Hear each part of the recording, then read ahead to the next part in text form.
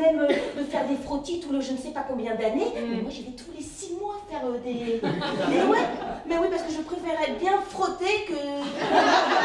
Suis-je concernée par le cancer du col de l'utérus? Quand dois-je me faire dépister? Comment aborder le sujet?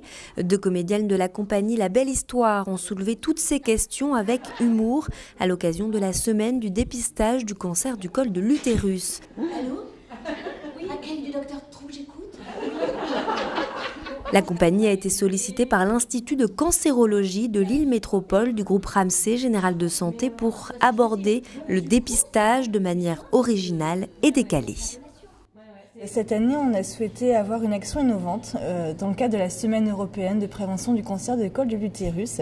Et on s'est rapproché de la compagnie La Belle Histoire, avec qui on avait déjà collaboré dans le cadre de Mars Bleu, et qui présentait une pièce de théâtre qui avait été écrite spécialement sur le thème du cancer du col de l'utérus, l'école des femmes.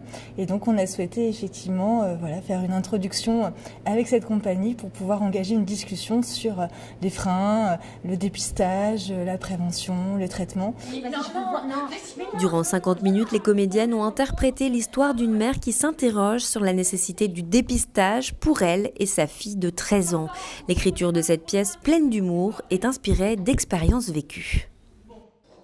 Alors l'écriture de la pièce se fait systématiquement pour chaque pièce de la compagnie La Belle Histoire après avoir fait ce qu'on appelle une étape éponge.